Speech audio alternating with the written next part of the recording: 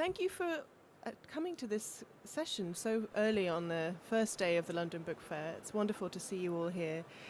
My name is Erica Janus. I'm a literature programmer at the South Bank Centre, and we are here to talk about promoting writers in translation.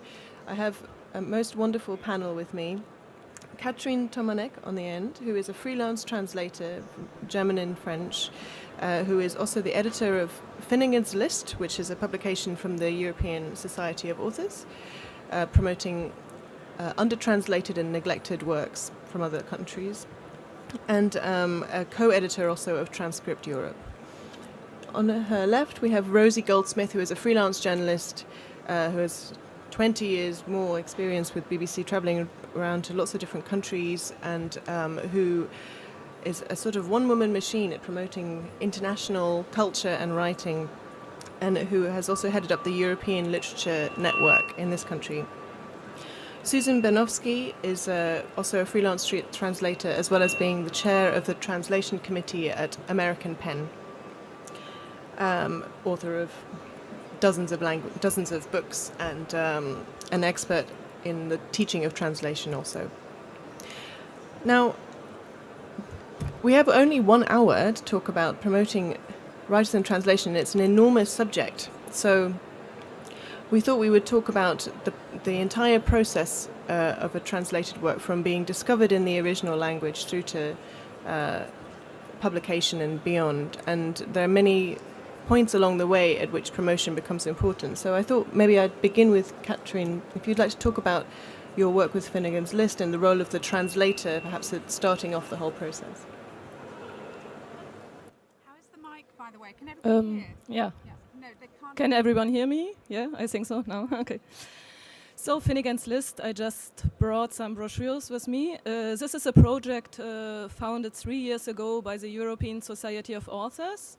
And we were thinking about how can we promote or attire the attention on under-translated books in all possible languages, of course. So the idea was to get together 10 authors, famous authors from different countries, from 10 different countries, 10 different linguistic backgrounds.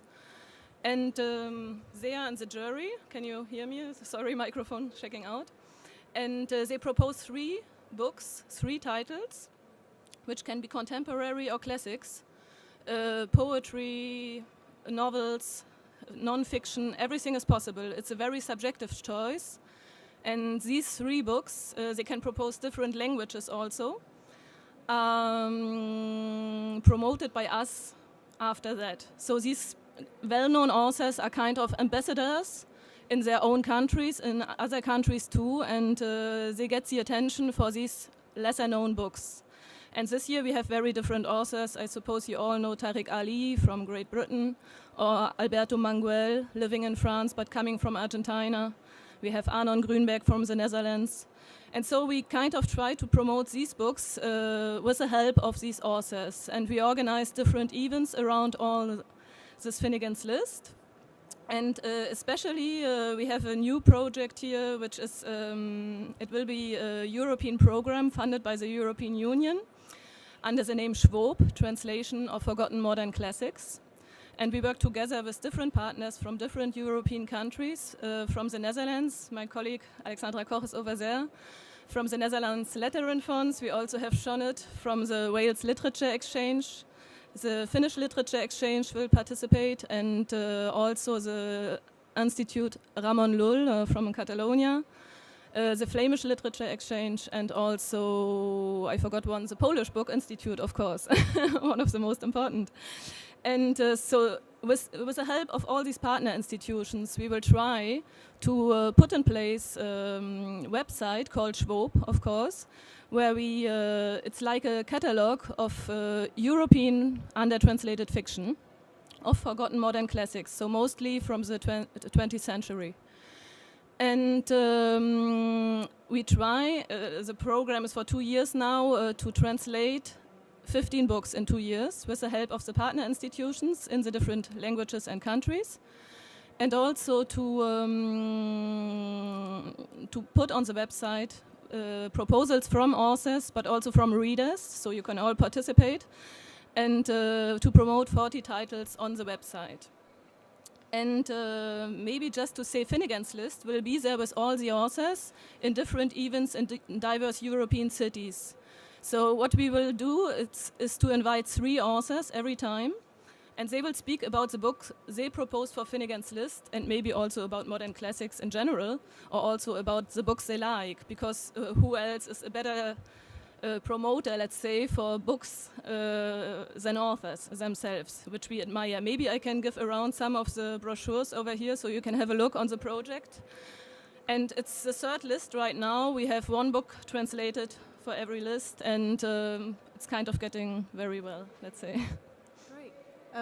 You said the phrase partner organizations many, many times, and I think we were just having a conversation before we came on about how important collaboration between lots of different organizations seems to be in the promotion of international literature. And I wondered if, Rosie, you might say something about the networks that you've put together.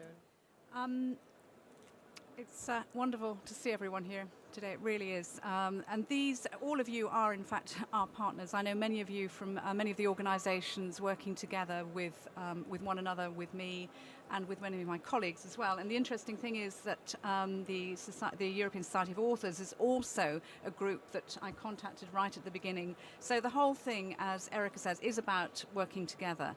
I've been amazed at the generosity of the so-called international literature community, of also letting somebody like me in. I'm a journalist, and I was with the BBC for a long time in foreign affairs, and I still work there quite a lot. I also presented arts programs.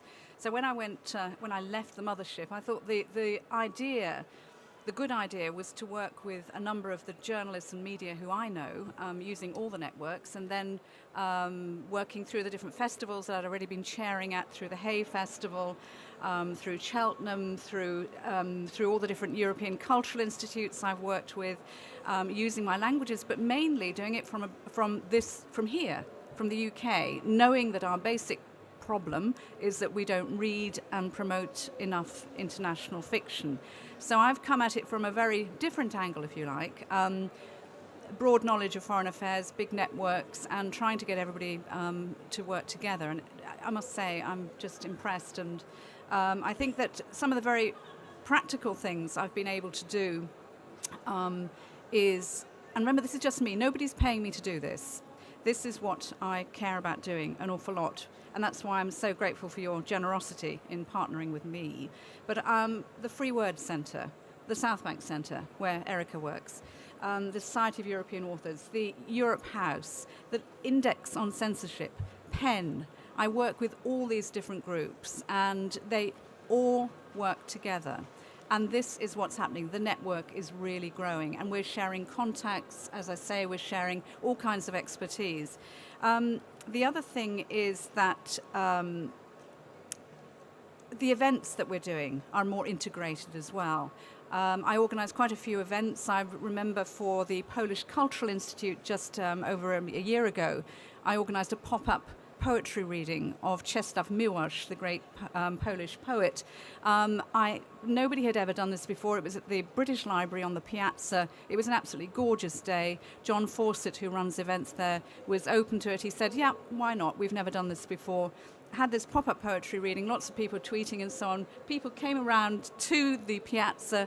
I printed off lots of A4 sheets. Adam Freudenheim from Penguin, who was head of classics, came along, judged the poetry readings, and it was a fantastic thing. People from the public came and read poems in English. It's one example. The European Literature Network, which I've been running for nearly 3 years. We have 2 meetings a year. Anybody who is an agent, a publisher, a translator, a writer, journalists. We don't have enough journalists coming along. There's still not enough reviewing. There's not enough media coverage of any of this. I can tell you more about that later. Anybody is welcome to come along to that. That's held either at the Free Word Centre or at Europe House. We're alternating there. There's a lot going. High impact is another concept I've developed. It's called high impact. Initially, it was high impact literature from the Low Countries. I'm very simple. I like sort of simple titles, low, high, and all that kind of thing.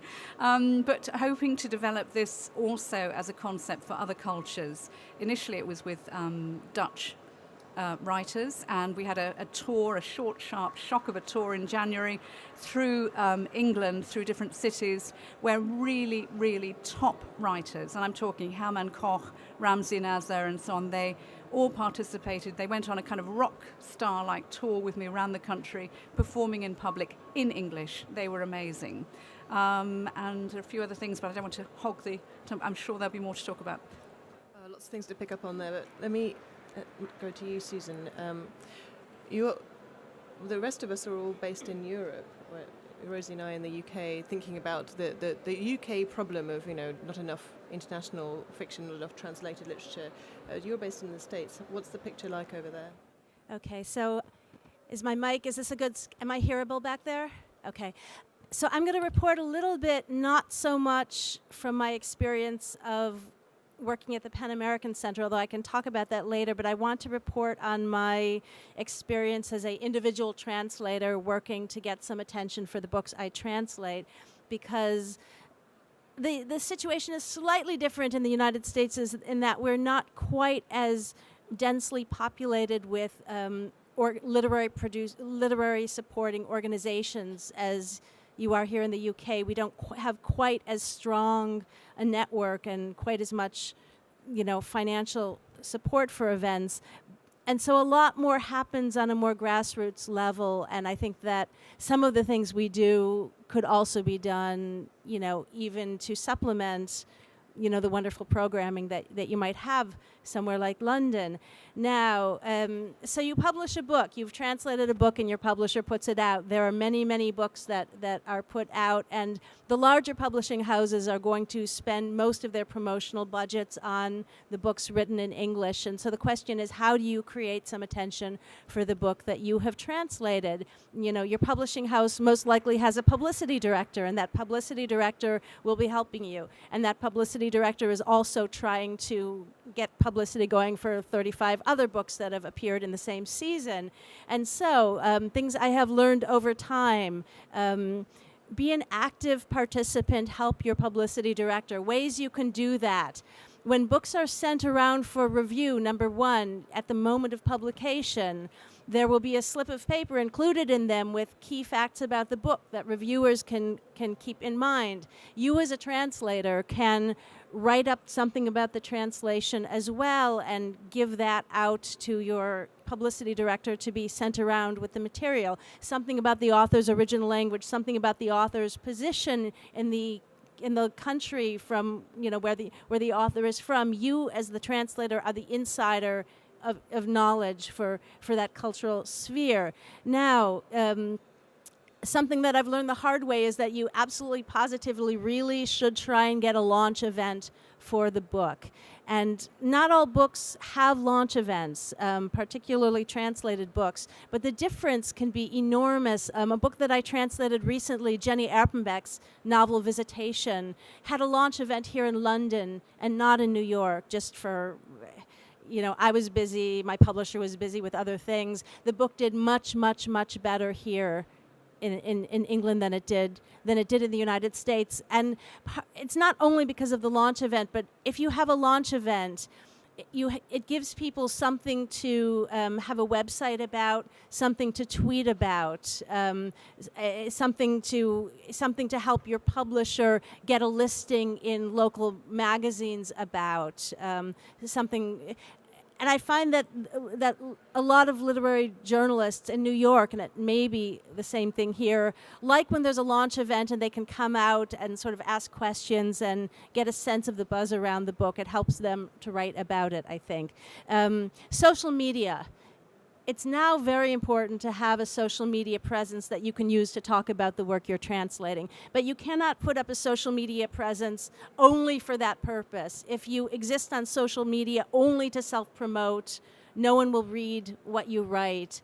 And so it's important to become part of the conversation, whether it's through blogging, whether it's through having an active Facebook page, whether it's through tweeting, where you become part of a conversation about other people's books as well, so that you're not just Me. I have a tweet about me. Oh, look, another tweet about me. Oh, I have something new. Let me tweet about it. So become a partner in the literary conversation that happens online, which is now a very important way that people interact about books. Connect with the people who blog about literature in ways that are related to you. So I translate from German. I talked to Katie Derbyshire, who's out there, who has a beautiful blog called Love German Books, which is read a lot, in which she writes about what's going on in the German language literary scene and in the translation scene in and around Berlin and internationally. Become part of the conversation with the bloggers who are relevant to you. In the United States, the 3% blog, which is run by Chad Post, who's running around here somewhere, is a blog about translated books that's read a lot. I see smiles. Some people know this blog. And 3% also is sponsoring the Best Translated Book Award that they got sponsorship from Amazon.com. And so the blog is now the sponsor of a pretty big prize now for literary translation. And, the conversation is growing that way. So, all right, I'll stop for now. There's more I could say, but...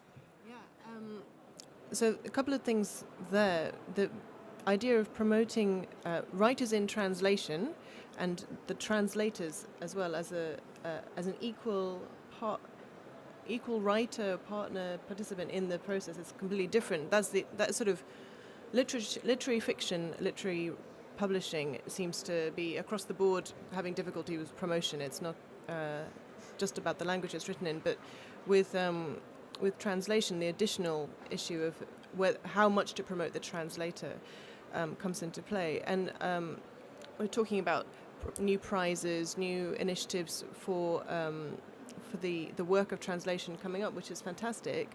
But I don't know if you notice in this country, the most successful books from another language are often published without any mention of the translator on the cover, the more commercial genre fiction and things like that.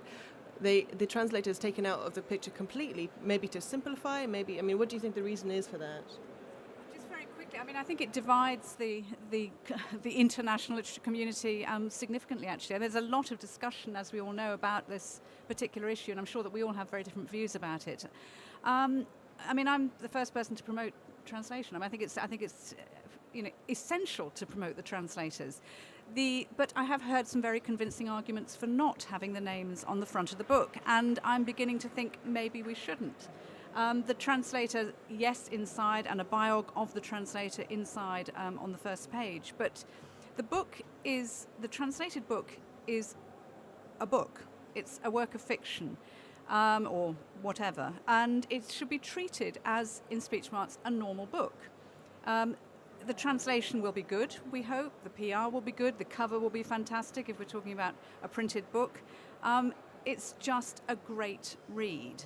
Now, you can convince me otherwise, but I do think that's important. Well, I feel there's two translators here, but I feel like I should say that... devil's advocate. Who's going first? We're both going to say something. Well, it's that... Can you hear me? Okay. That the book that everybody reads in the English language has been written by the translator. So arguably they are the writer of that book. That feels important. Let's just say I might quote here a French theorist not coming from France but living in France, Maurice Blanchot, who said that translators are the hidden masters of our cultures. So I think the translator has a very important role, a vital role. I don't know if you call him, whatever you call him, a writer, or maybe he has an authorship. Of course he has, because he creates in another language what the author said. So we shouldn't hide the fact that it is a translation. It is very important to show it. So maybe the translator can figure on the cover. But I agree also it's not the most important question. You have to really to talk about the book, what it is about, what language does it come from. Maybe this... Of course, it's important to talk about this, but I might quote now Karl Marx. Sorry, I'm coming from Karl Marx, on a Monday morning. From the former eastern part of Germany, who wrote in the Communist Manifesto. I'm sorry. Maybe. No, I'm kidding. he said that the intellectual creations of individual nations become common property.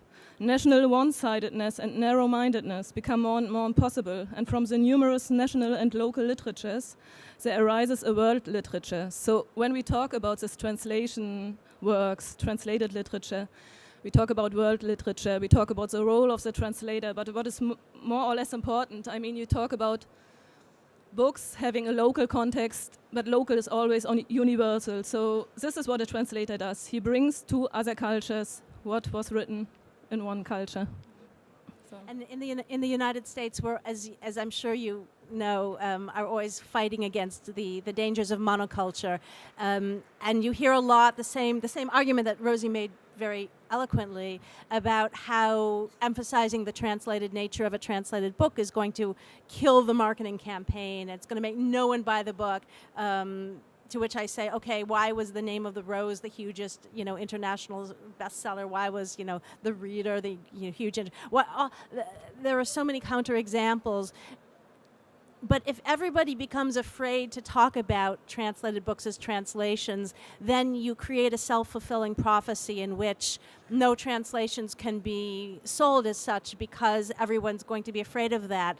If you, in fact, celebrate the fact that the book is translated by a very fine translator, that is, in fact, a selling point for the book. And in the United States, one way in that we do seem to be a bit ahead, is that there is much more willingness on the part of publishers to put the translator's name smack dab on the front cover of the book and say, we're not going to pretend this wasn't a translated book. We are going to celebrate the fact that this book has been selected for you, translated for you by a very accomplished, great writer of a translator.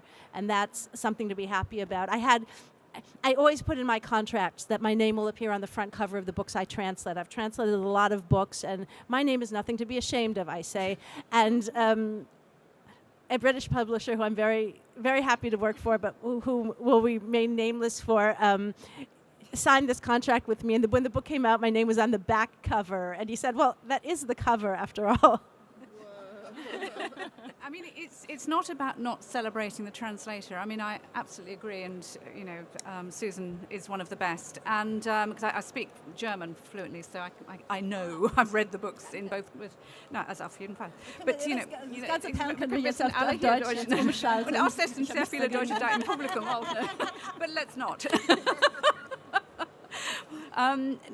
It's a really difficult issue. It'd be interesting to hear what you all think about it. It's not about not celebrating the translator. I'm sure they have no opinion at all about it. No, of course not.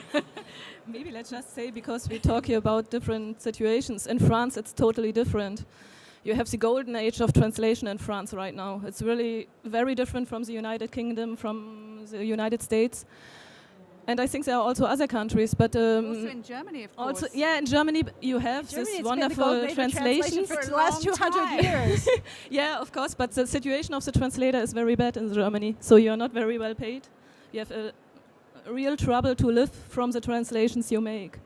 But there are a lot of translations. But in France, what I wanted to say is that the translator always is a marginal figure also, but right now, you talk about translation. It's like really everywhere in the universities, events, literary events, you have this talk about this translated literature. And maybe, I mean, it's a very good idea to associate the translator to an event around a book which is coming out in a foreign language, translated from a foreign language. Last time I went to the Netherlands, in Amsterdam, Julian Barnes received a prize for the translation of his book into Dutch. And the translator was on stage because he received a prize too. So it was very important to have the two maybe together on scene, and they can talk about the books together. So really, I don't see the problem. Susan, can you bring in your work with English Pen? Because you were just talking about this relationship between the translator and the original writer, or on a stage together in conversation as being part of the promotion. Oh, the Penn World Voices Festival. Ah, yes. Okay, so here I am with my Penn American Center hat on, translation committee, Penn World Voices Festival. It's the biggest literature festival in New York, and it happens once a year, the first week of May, and lots of foreign writers come over and read in translation. We also have some translation events that happen.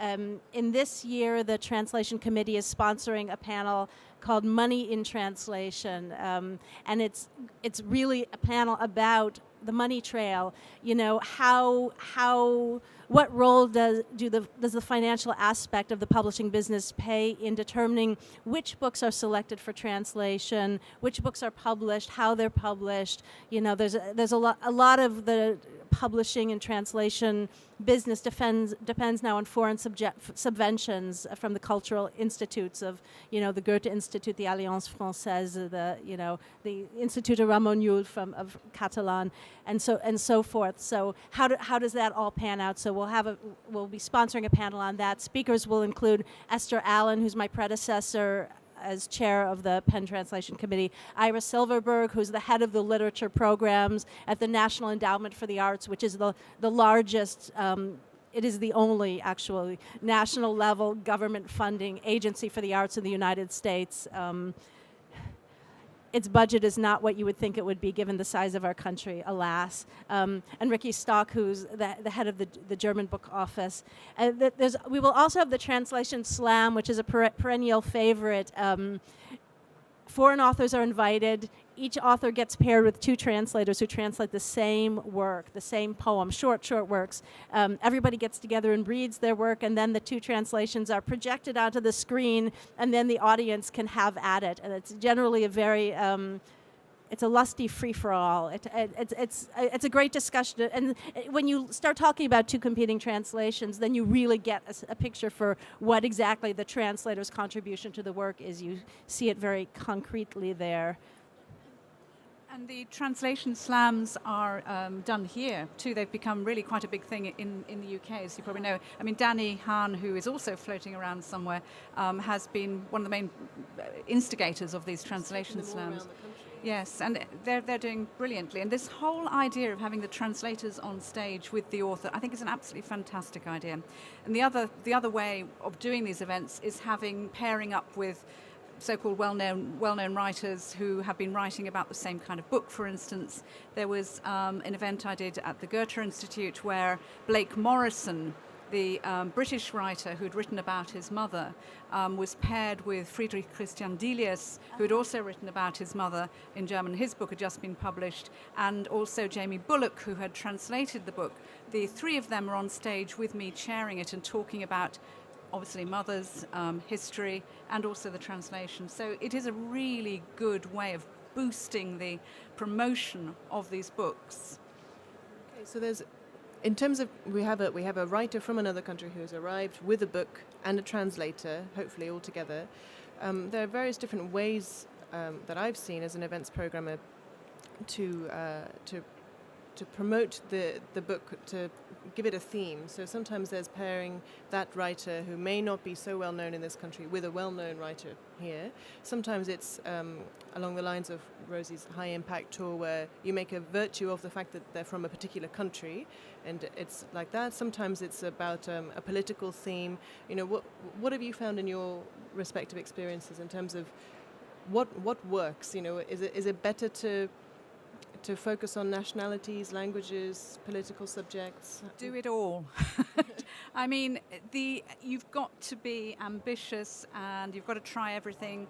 It's not all going to work. And I promise not to hog this particular part of the panel, but this is where I work a lot. And I work with the South Bank Centre on an event about Syria.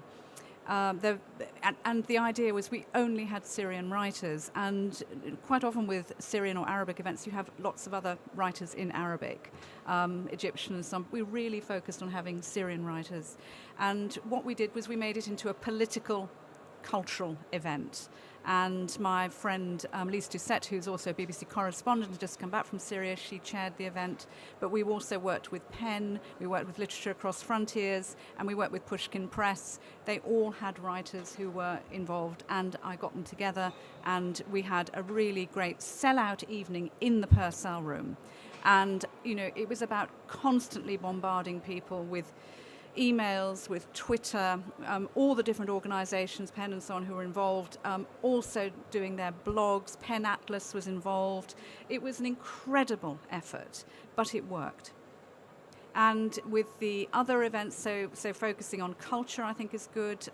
Focusing on the Dutch events that I took through the country recently, that worked only because the Flemish Literature Foundation, the Dutch Literature Foundation worked with me in getting the writers, introducing me to the writers. We picked the best. We picked the ones who could perform well. And the whole idea was that they should be able to read from their own works in pretty much fluent English. I think people came along to Norwich. We had Norwich Writers' Centre involved. Lots and lots and lots of people in every single city. I went to each city, to Sheffield, where they have a Dutch literature and translation course and language course. And I said to them, will they get involved? They got all the students involved. So we had a really great academic mixed literary event, if you like, and they all did blogs. It was just phenomenal, but it's a lot of work. So the more partners you get, the better, I think. So definitely cultures, that works. Definitely themes, that works as well. Try it all, as I say. Individual writers, if they're big enough names, for instance, Jenny Eppenbach would be, amazing, or Friedrich Christian Delius. All these people, they're big enough names. You also just work on having the names, promoting them.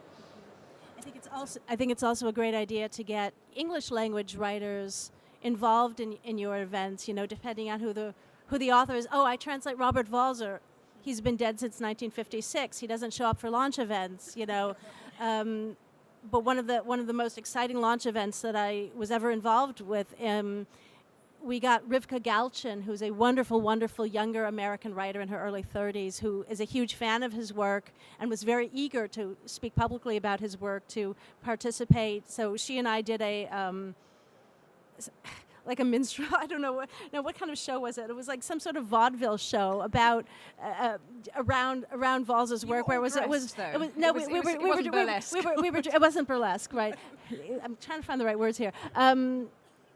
But we put together a show about his work that was really about the relevance of this older author's work to the contemporary English language literary scene. And the event was hosted by a very young arts organization that does things in pop-up spaces. So when you mentioned your pop-up reading, I think audiences are really excited by fun venues. There's so many readings in the same places. Every week in a big city like this, you can go to wonderful, wonderful readings in the same venues. And if you're going to have an unfamiliar venue, it becomes a novelty. And so you can lure audiences that way. And when you get to the event, then it's about the content of the event. But people think it's fun. In New York, we have the High Line, which is this beautiful new, park, which was an old abandoned railway track in the middle of town, raised up, and it's turned into a park. You can hold an event on there, and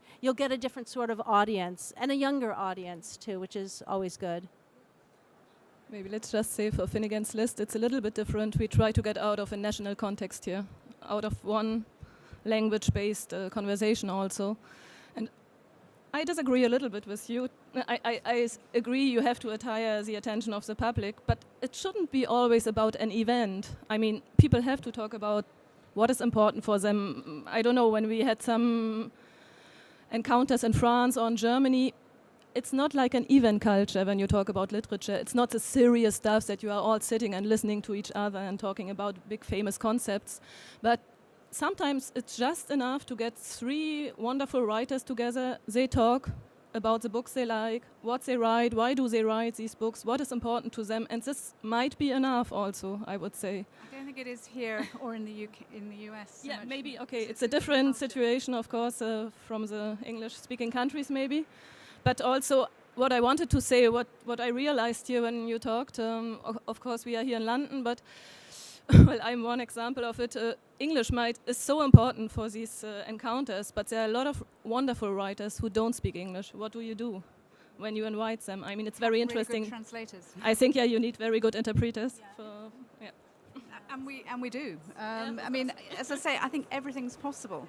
And I think before, I know we want to hear all of your questions as well, but the thing we haven't talked about is media.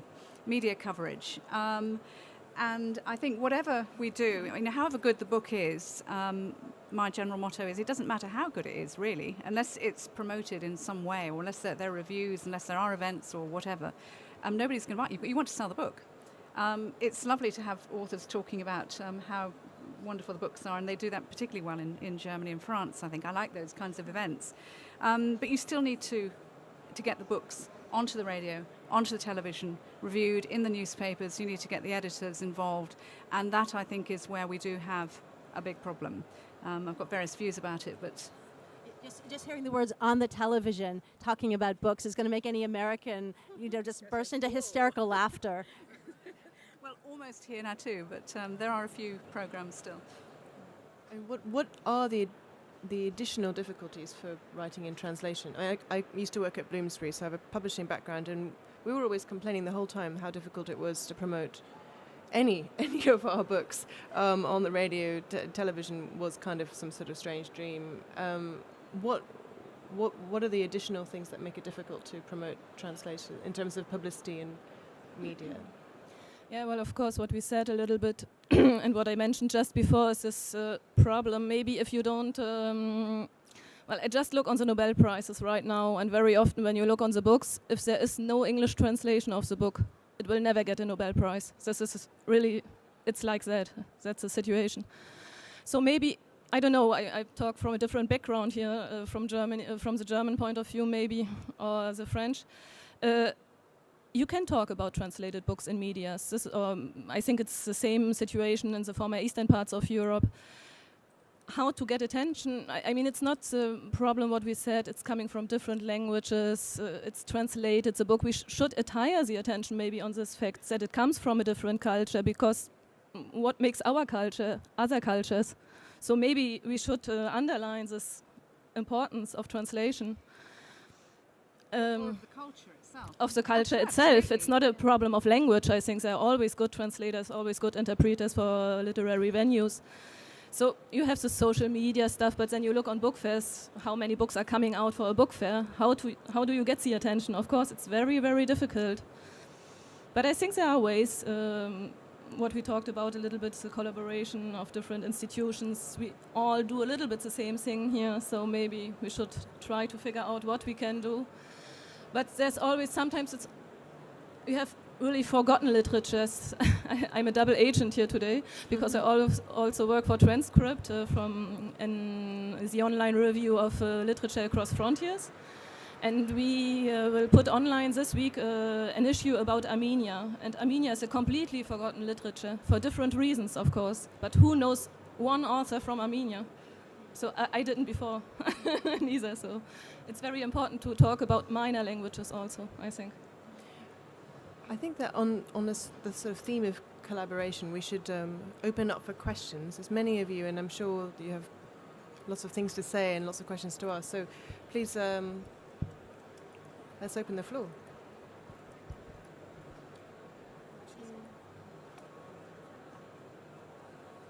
There's a mic over there. That's the mic.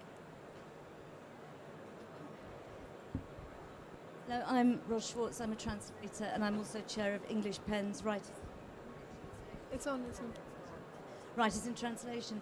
I'd like to just agree with Susan about translators doing. You can do an awful lot to help with the promotion of your book. One thing I did was I paired up with another translator who translated something quite similar, and we just approached bookshops with an offer of an event. And a lot of bookshops are very willing to put on translation events. They just don't know what to do. So it's very useful to think of something you can do, write articles about it and propose events. And local bookshops are always very willing partners. I walked into one of my local bookshops, and there was one of the booksellers there was passionate about translation. And I asked him if he'd thought of doing an event with, say, the shortlist for the Independent Foreign Fiction Prize. And said, how would you like to do an event with a discussion between the translators? And he loved that idea. And they got hundreds of people to a local bookshop event. So I think we do need to see ourselves as part of that process. And I'd just like to tell you something. I had a conversation a couple of days ago with somebody called Rachel Van Riel of an organisation called Opening the Book, which is a readership development organisation. She does a lot with audience development.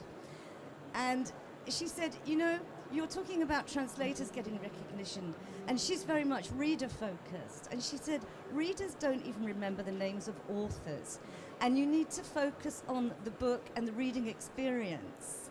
And I think, you know, we can be quite inward looking sometimes, and it made me think a lot. And I thought, well, as a translator, you know, I've been campaigning for a long time for translator recognition. But actually, who do I want to be recognised by? It's the critics, it's my peers. I don't expect to walk down the street and have people stopping me and say, oh my God, you're Ross Schwartz, the translator. But they do, Ros, they do. So I think, you know, we need to remember that the readers are not as interested as who the translators. It's great to have the translator's bio inside the book, but I think our name on the cover is not the main thing. It's getting the books out there to readers. Oh, and another thing that's been very successful is books and wine pairings. Having a wine expert and an author pairing books and wine, that really gets a lot of attention. There's a lot of nodding there. Yeah. Food's good too. And it would be nice if we could somehow centralise all the initiatives that different people involved in promotion are taking. I'm just wondering if through Literature Across Frontiers or something like that, if we could just share those different kinds of experiences that have worked in different countries that could be replicated elsewhere. Maybe that's something we could do sort of concretely. Sorry, I've had... The bookstore event, everything that Ross said about that is exactly the same in New York. All the bookstores all the main bookstores do events, and they also have machinery already in place to promote events that happen there, and so there are unexpected places everywhere. I mean, for instance, the EBRD here in London, they've just started doing more events as well. Free Word Centre is open. Europe House does events for free. I mean, we can just approach these different organisations, and you know, if we abide by the rules and so on. There's so many. I mean, one of our colleagues, as you know, Micah Searfogle, holds events in her front room, and she calls them salons. It's actually her sitting room, but there's so many ways we can do this. My name is Becky Crook. I'm the founder of Sand Literary Journal in Berlin. It's an English literary magazine there. And I'm also a translator. But from the Sand perspective, I just wanted to say that we are also always interested in publishing excerpts of translated works into English, not necessarily only from German, but from all languages. And I think there's other literary magazines that also publish excerpts. So especially the smaller literary journals like Asymptote is an online literary magazine, and Sand and other ones, they really look for translations of or excerpts from new translated works. And I know that Sand, we put on a lot of literary events in Berlin, also in very unusual venues, and have a lot of collaborations. So it's another way to have a promotional event that's paired with an existing literary magazine or something that already has a following of people, and then you don't have to do everything yourself. So that's just another idea. Cool. Everyone go and talk to Becky from Sand afterwards. I was just thinking, yes. because we work for Finnegans List with a very young British publisher and other stories. I think Stefan Tobler might be here around today or tomorrow. And their concept is to create reading groups, and everyone can join these reading groups. You can be a translator, just a reader, or just interested in literature, and they kind of select together what book will be published in English translation, of course. So it's also an idea how to... And it's a subscription model, so there's more of a sense of shared ownership of the investment into the project. What does subscription model mean for us foreigners? So, I think most people here are probably familiar with Under the Stories, but it's such a wonderful organization. They, so not only do they select the books based on reading groups, so there's a sort of sense of public involvement from the beginning. You can subscribe to the publisher so that they essentially have an initial print run decided from, from the number of subscribers they have, and then they, depending on pre-publication promoting and stuff, they might print a few more, but it's so that they know. It's a way of managing costs, I guess. But so then the more they've increased their subscribers massively because they've been shortlisted for quite a few prizes. But it's a really wonderful model because I've seen I subscribe to them as well, as you can tell I'm a fan. And on Twitter, they on social media, there's a huge amount of excitement before each publication. The new ones just arrived in my mailbox, whatever. And it's it's just a completely different model of publishing. Anyway, well done, Stefan. Any other questions? Could I, while you're sort of warming up for another question, on this idea of promotion, which is maybe helpful. Yesterday I was chairing an event at the Digital Minds Conference, which is the digital launch event for London Book Fair. And it struck me that one thing we don't do in international fiction, translated fiction, enough is integrate ourselves into the wider book industry well enough. There is so much happening in the digital world. We don't even talk about that really here when we're talking about translated literature. And I think there is much more we could do to become part of that. And just to use all the tools of digital, to use the video, the audio, the podcasts. A lot of you do that already. The blogs, we've been talking about it. I know that a lot of you do these things separately anyway. Take photographs, put the photographs online, share them, share your blogs, make sure the websites link up, interview the really interesting authors. And so on and so forth. I mean, we've got to use every single tool available. And I know that there's already an initiative, if not a reality, to put translated literature directly to ebook. So no longer the printed book, directly to ebook. This is also another way of involving and interactive books as well. So there's a lot we can do with the book industry. We mustn't see ourselves as separate. I really do feel strongly about that. If you keep an eye on the PEN American Center website, which is, the URL is pen.org. The Translation Committee is working on a new project, which isn't posted yet, but will be posted eventually in the next few months, called the Translators Toolkit, containing a lot of suggestions for what translators can do. We ran a panel on this at the American Literary Translators Association conference last October and had, for example, Jeffrey Leppendorf, who works for Small Press Distribution, and the CLMP, the Council of Literary Magazine Publishers in the U.S.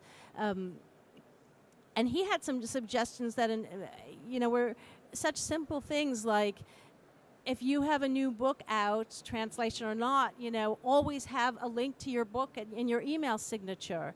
It seems so obvious, but everyone you send an email to will be reminded you have a book, and somebody will click on that link, He said, record a short video of you talking about, saying one interesting anecdote about the book or the translation of the book, and, put that up on social media and let your publisher put it up on their website on the page for the book. Things that are not actually that much effort to do, but can have nice impact in reaching the book. Yeah. I mean, in fact, there are figures, there are surveys proving that this does make an impact. And I know we're probably not meant to mention Amazon, but Amazon does a lot of this sort of trailers of books and authors speaking about. Penguin does it. A lot of different organized Vintage, wonderful podcasts they do. There are so many different things publishers can do which don't cost a lot of money to promote their books. I know because I've made a number of short videos for publishers and podcasts and photos and so on. It doesn't cost much money. Also, I think there's tomorrow a panel discussion about the new possibilities and tools for translators in the digital world. So I think it's 11:30. Check it out. Yes.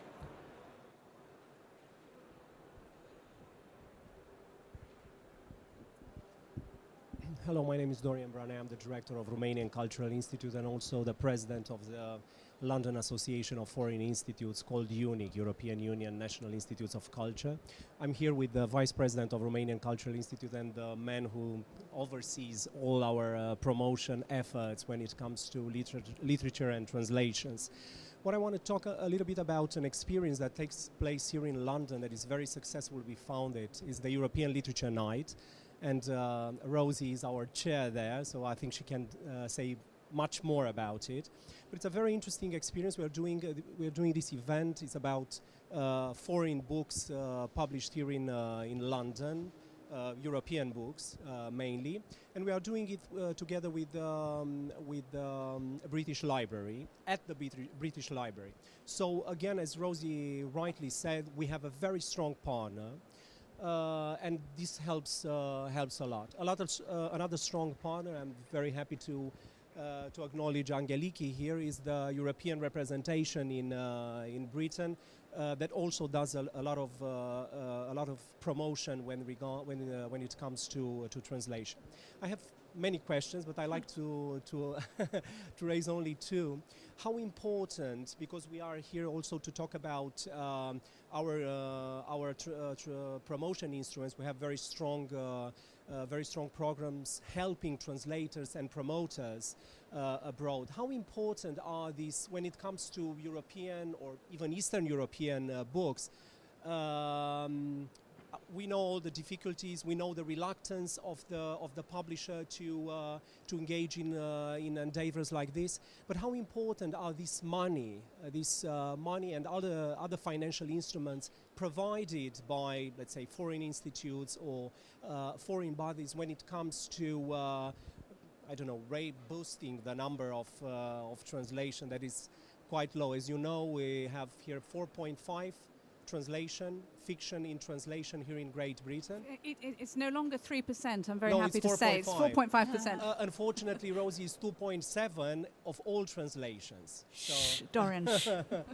So this is the question.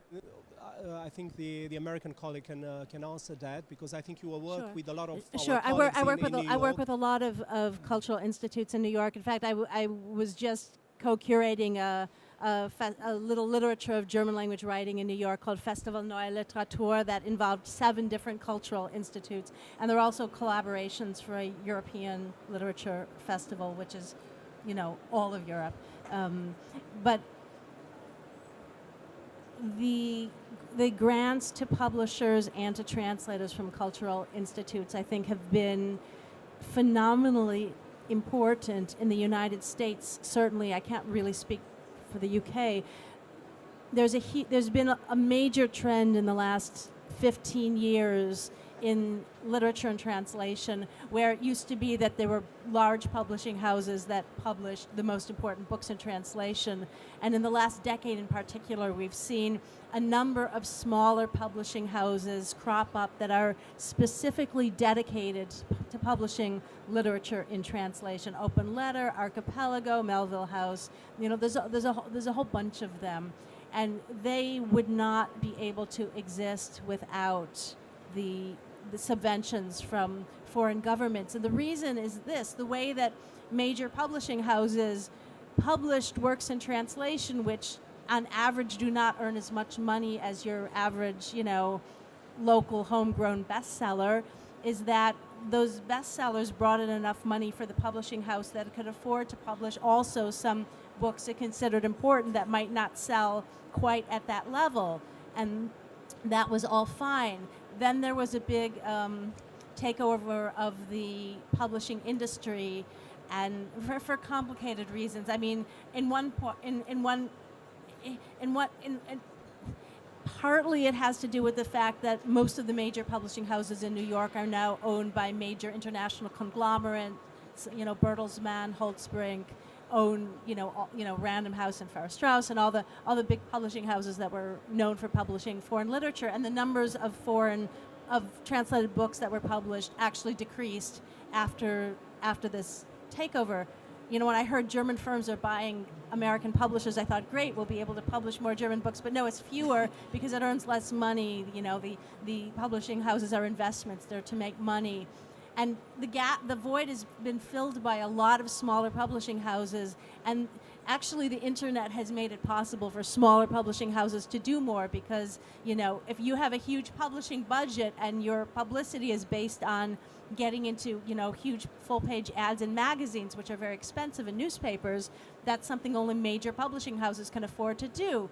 On the other hand, if you are advertising your work through internet presence, it's suddenly much less expensive, and then you need, you know, someone who's going to plan the digital media campaign, somebody who's going to design the things and work on the placement, but you don't need the same kind of budget. But I don't think it would be possible for all these smaller houses to exist without the subventions. Just to pick up on what she was saying, and also to respond partly to what Dorian was saying, is that if the money from the European, from various, whichever international cultural institutes, is incredibly important in the translation, the publication of the book, but I do think that all these organisations need to put money into the PR and the publicity, and I can't quite understand why they don't. We're talking about the promotion of this literature. There needs to be a little bit more thought invested in what you do with the end product. Yeah. And the single most important thing that the smaller publishers often cannot afford to do is to transport the author from the foreign country to the United States, in this case, to appear in public. They often can't afford to bring that author over, so that, you know, aid in doing that would certainly be helpful. They do quite a lot of that in this country, I must say, Yeah. but it's... in the US, there's less of that. Maybe just before we get back to the next question, I was just thinking about Imre Kertész and his very well-known book. I'm sorry, I don't know the title in English. Roman eines Schicksalslosen. Oh, I don't think it's been translated into English Oh, it's yet. not translated I don't yet. think so. Because I was thinking the German translation kind of was getting him the Nobel Prize, of course, and also the big success the book had. So it's not translated. Can I just add to what you were saying about funding? One of the things that I would urge funders to do is to actually make the marketing plan part of the funding application. Well, that's exactly what I've been saying. I agree. Yeah, they do that in the European Culture Programme and at Penn, so that I think funders in the past have just looked at the book and said, oh, this is a wonderful author, this is an important book, we'll fund it. But to actually ask applicants for funding to submit their marketing plan. So if we give you the money, what are you going to do for this book? And to be prepared to fund, as you said. Thank you. I want to observe that our institute, for example, the Romanian Cultural Institute, is supporting translations from Romanian books, Romanian literature abroad. But we can give money for translations, 50% for printing, but we have no enough money for promoting. For promotions, for PR and so on. So here it's a matter of conscience of the publishing houses, of the small publishing houses, to do something for promoting these books. Not only for inviting the author. It's important, but I think it's not enough, because the author can be in some points. For example, in the United States, not everywhere around the country. So I think other things are to do, and the know-how of how to do is at the publishing houses, not to us, because we cannot know very well how things are functioning in other countries, where our books are printed. Yes. Thank you. I think there was a question behind you. Did you want to ask a question? Oh, maybe not. Maybe just because I was thinking of the Goethe Institute or the Institut Français. They kind of promote books from their language with small translation excerpts on their websites, also in printed brochures. So in the end, of course, the publicity for the readers is for the publisher. It's not for the cultural institute back there in Romania or in France or in Germany. But you can also put on the internet a lot of stuff together so people can inform about the author, can get informations about everything. So it's possible. Hello. Okay, there's a Sorry. question down there. Does that work? Yeah. I'm a freelance translator, and I wanted to bring. Well, I wanted to wait, but I wanted to bring the discussion down a bit to a different level because I'm starting out. And one of the pieces of advice that people seem to be giving to us is that you need to go as a translator to go and find the authors that you want to translate, and then you have to pitch them and promote them to publishers in order to get it out there and to get work for yourself and to promote the author. So one, I wanted to say to the cultural institutions in the audience, then also please remember to include the groups of freelance translators in all of your mailing lists so that we get to know upcoming authors in countries that maybe we're not exposed to, because like I'm based in Spain, but then you could reach Chilean authors or Latin American authors or stuff like that. But also I wondered, in the experience of the translators in the panel, if that's actually a true piece of advice. In my experience, yes. And if you say you want to be on the mailing list, you have to go to each place and get put on the mailing list individually. They can't just go around it. They won't find you. It's your job to get found, to identify yourself. Most publishing houses like to work with translators they've worked with before, because it's always a risk to start with a new translator, because if the translation is not good, it costs the publishing house a lot of money to fix it. And so publishing houses want to see evidence of your work before, and so the more that you can publish in literary magazines and such, so as to create a portfolio of your work, the stronger you are as a potential new translator for publishing houses. But discovering new authors in your generation is something that you can do better than maybe. Well, not necessarily.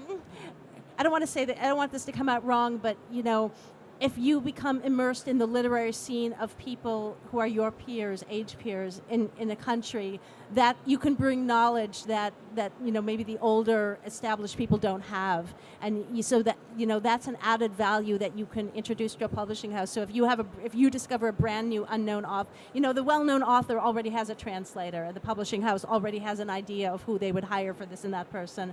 But someone they've never heard of, they don't have a fixed idea, and you could become that person. And so I think it's absolutely spot on, that advice. Yeah, and from a publishing point of view, I used to be an editor at Bloomsbury, so that is exactly how I worked before. Seeing an email from a translator whose work I respected or had heard about or had been recommended, because a lot of young translators have buddies with older translators, and there is a kind of support network there. If a passionate email from a translator weighs so much more with me than being on the mailing list of a cultural organization, even though that's a great kind of roundup. That single "I love this book" was much more powerful. Yeah. Sorry. We've gone past our time. Is there one more burning question? Maybe over here. Is there a microphone anywhere nearby? Can we pass it that way?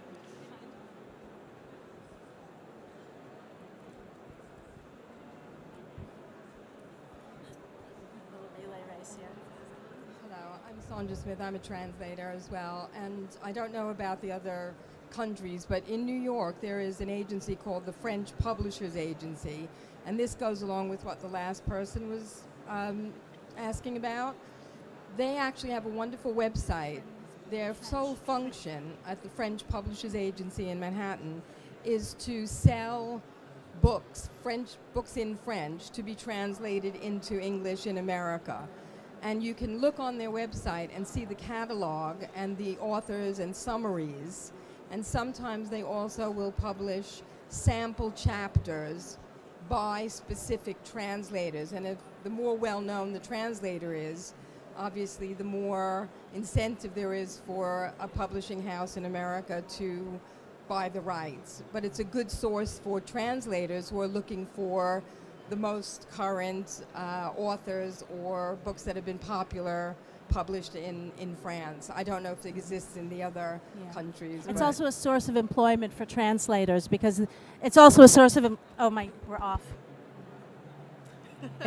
Am I on? It's also a source. I'm not on. Oh well. I think we've come to the end. It's also a source of employment for no, we're off. I'm kissing the thing. It's also a source of potential employment for translators because all these, there are a large number of translations published on websites like this, and the French book office, the French publishers agency, the German book office does the same thing, is always looking for translators for these excerpts. So you can introduce yourself as a translator to these places. And remember all the other languages as well, of which the Latvians, the Lithuanians, the Macedonians, and so on. And there are many more organisations supporting them too. Yes, that's the thing. We've had an hour's conversation and we've covered a lot of ground, but we haven't even really left the European languages. So there's a lot more conversation to be had. I hope you will talk with each other and use this opportunity to expand the network and continue the collaboration. Thank you very much for coming to this session. Thanks for coming.